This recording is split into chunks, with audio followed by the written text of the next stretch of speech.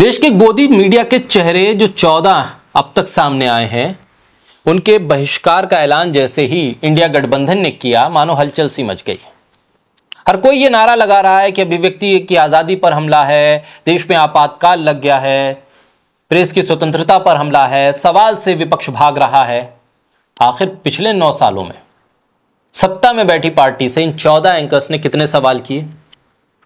सरकार से सवाल करते हुए कितनी डिबेट्स की? क्या उसकी लिस्ट ये एंकर जारी कर सकते हैं? ये बता सकते हैं कि देखिए, सत्ता से हमने इतने सवाल किए हैं, तो विपक्ष क्यों भाग रहा है सवालों से? नहीं बता सकते। इन तमाम 14 एंकर्स के टीवी डिबेट या इनके प्रोग्राम्स को अगर देखें तो लगातार इन्होंने सिर्फ नफरत फैलाने का काम किया है, और नफरत ऐसी जिससे समाज में विध्वंस फैला, समाज में 2 धड़ों में बंटते हुए लोग साफ तौर पर दिखाई दे रहे हैं। ये तमाम वो लोग हैं जो इस वक्त विपक्ष पर आपातकाल लागू करने का आरोप लगा रहे हैं, इमरजेंसी का आरोप लगा रहे हैं, फ्रीडम ऑफ स्पीच पर पाबंदी, इसकी बात कर रहे हैं। लेकिन जब भारतीय जनता पार्टी ने 2014 में एनडीटीवी का बहिष्कार किया था, तब क्या फ्रीडम ऑफ स्पीच नहीं थी? तब फ्रीडम ऑफ स्पीच पर पाबंदी नहीं लगाई थी बीजेपी ने? तब तो बीजेपी ने बाकायदा प्रेस रिलीज जारी की थी, ट्वीट किया था।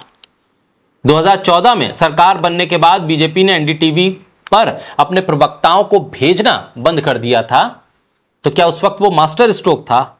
और आज जब विपक्ष नफरत के खिलाफ खड़ा हो रहा है, नफरत फैलाने वाले एंकर्स को बैन कर रहा है, तो ये इमरजेंसी हो गई। आखिर क्यों ये दोहरा रवैया अपनाया जा रहा है? बोलता हिंदुस्तान पर मैं हूं आपके साथ फिरोज शाकिर अली बेग। बीजेपी ने 14 बहिष्कृत एंकर्स के समर्थन में खड़ा होना सही समझा है। ये वही तमाम 14 एंकर्स हैं जो बीजेपी के लिए काम कर रहे हैं, बीजेपी के प्रवक्ता के तौर पर काम कर रहे हैं। लेकिन यही बीजेपी भूल जाती है कि 2014 में बाकायदा प्रेस रिलीज जारी करके एनडीटीवी के बहिष्कार का ऐलान किया था। तब अभिव्यक्ति की आजादी कहां थी? तब प्रेस की आजादी कहां थी? 2016 में भारत सरकार ने एनडीटीवी को एक दिन के लिए ऑफ एयर कर दिया था। सोशल मीडिया पर लोगों ने तीखी प्रतिक्रिया दी थी। सरकार ने पठानकोट हमलों की कवरेज के दौरान एनडीटीवी की कवरेज पर आपत्ति जताई और एक दिन का प्रतिबंध लगा दिया था।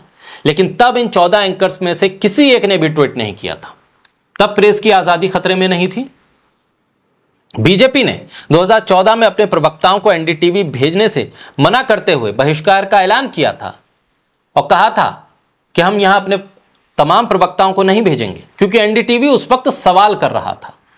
2014 के बाद से एनडीटीवी सवाल कर रहा था और उन सवालों से बीजेपी भाग रही थी, और इन सवालों का सामना करना ना पड़े इसलिए एनडीटीवी के सामने कई और चैनल खड़े कर दिए गए।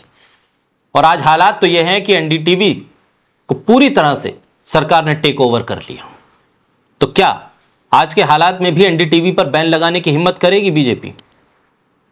2014 में आपातकाल नहीं था, लेकिन आज आपातकाल नजर आ रहा है। आज इंडिया गठबंधन ने 14 न्यूज एंकर्स का बाइकआउट किया, तो बीजेपी 2014 वाले उस बैन को भूल गई। बीबीसी की डॉक्यूमेंट्री, एनडीटीवी, अभिसार शर्मा, पुण्य प्रसून वाजपेयी, रवीश, द वायर, विनोद दुआ, हरतोष सिंह, कैरेवन, सिद्दीक कप्पन, एक लंबी लिस्ट है जिन पत्रकारों को सत्ता के दमन का सामना करना पड़ा एक एक शो के बाद, जिन्हें या तो चैनल छोड़ना पड़ा या पुलिस की हिरासत में भेज दिए गए। इतने मुकदमे लाद दिए गए कि आज भी वो दर दर भटक रहे हैं। तो क्या इन पत्रकारों के लिए अभिव्यक्ति की आजादी नहीं थी? क्या इन पत्रकारों को जब चैनल से निकाला जा रहा था तब अभिव्यक्ति की आजादी का गला नहीं घोटा गया?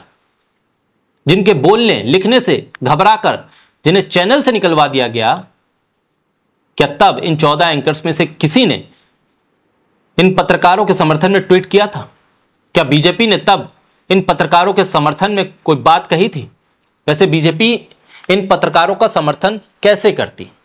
ये सभी वो नाम हैं जो मोदी सरकार से सवाल करते हैं, सरकार की नीतियों की आलोचना करते हैं। इसी डर से तो इन लोगों को चैनल से निकलवाया गया कि सरकार की छवि बच जाए।